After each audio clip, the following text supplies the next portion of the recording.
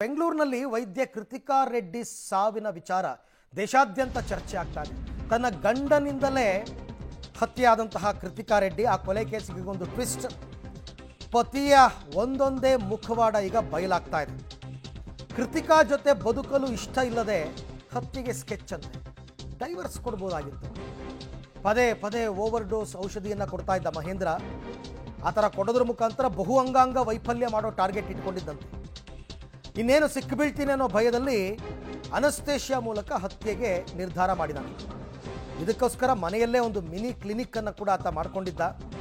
ಪೊಲೀಸರ ತನಿಖೆಯಲ್ಲಿ ಡಾಕ್ಟರ್ ಮಹೇಂದ್ರನ ಹಂತಕನ ಮನಸ್ಥಿತಿ ಬಯಲಾಗಿದೆ. ಜೊತೆಗೆ ಈತನಿಗೆ ಮದುವೆ ಆದಮೇಲೂ ಒಂದು 6 ಜನ ಹುಡುಗಿರ ಜೊತೆ ಅಫೇರ್ ಇತ್ತು.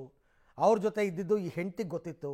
ಹೆಂಡತಿ ಆದವಳು ಅದನ್ನು ಅಪೋಸ್ ಮಾಡೇ ಮಾಡ್ತಾಳೆ. ಎಂಥವರಾದರೂ ಕೂಡ ಕಿರಿಕಿರಿ ಆಗ್ತಾ ಇತ್ತು ಅಂತ ಆಕೆಯನ್ನು ಕೊಲ್ಲೋದಕ್ಕೇ ನಿರ್ಧಾರ ಮಾಡಿದ್ದಾನೆ. ಇಷ್ಟ ಆಗಲಿಲ್ಲ ತೀರಾ ಹೆಂಡತಿ ಜೊತೆ ಅಂದರೆ ಡೈವರ್ಸ್ ಕೊಡ್ಬೋದಾಗಿತ್ತು.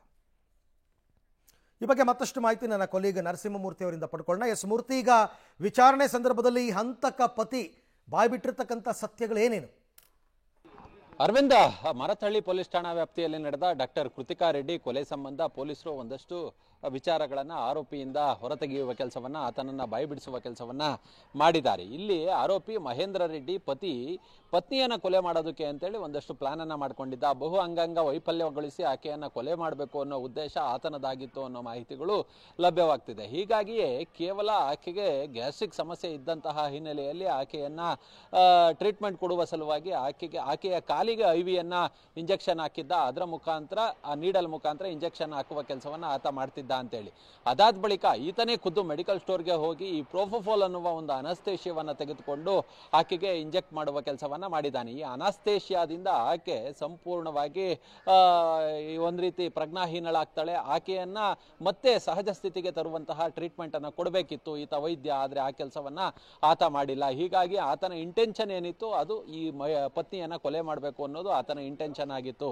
ಹೀಗಾಗಿಯೇ ಆಕೆಯನ್ನ ಮತ್ತೆ ಮಾಮೂಲಿ ಸ್ಥಿತಿಗೆ ಕರೆತರುವ ಪ್ರಯತ್ನವನ್ನ, ಟ್ರೀಟ್ಮೆಂಟ್ ಕೊಡುವ ಕೆಲಸವನ್ನ ಆತ ಮಾಡಲಿಲ್ಲ ಅನ್ನೋದು ಇದೀಗ ಪೊಲೀಸರ ತನಿಖೆಯಲ್ಲಿ ಗೊತ್ತಾಗಿರುವಂತಹದ್ದು. ಹೀಗಾಗಿಯೇ ಆತನನ್ನ ಸದ್ಯ ಈಗ ಪೊಲೀಸ್ ಕಸ್ಟಡಿಯಲ್ಲಿ ಇನ್ನೂ ಕೂಡ ವಿಚಾರಣೆಗೆ ಒಳಪಡಿಸುವ ಕೆಲಸವನ್ನ ಮಾಡಲಾಗ್ತಿದೆ. ಮತ್ತೆ ಆತ ಈ ಒಂದು ಮೆಡಿಕಲ್ ಸ್ಟೋರ್ಗೆ ಹೋಗಿ ಪರ್ಚೇಸ್ ಮಾಡಿದಂತಹ ಅನಸ್ತೇಷಿಯಾ ಏನಿದೆ ಆ ಸಂಬಂಧ ಆ ಮೆಡಿಕಲ್ ಸ್ಟೋರ್ನ ಕೆಲ ಸಿಬ್ಬಂದಿಗಳ ಮತ್ತೆ ಅಲ್ಲಿನ ಮಾಲೀಕರ ಹೇಳಿಕೆಯನ್ನು ದಾಖಲು ಮಾಡುವ ಕೆಲಸವನ್ನ ಕೂಡ ಮಾಡಲಾಗಿದೆ.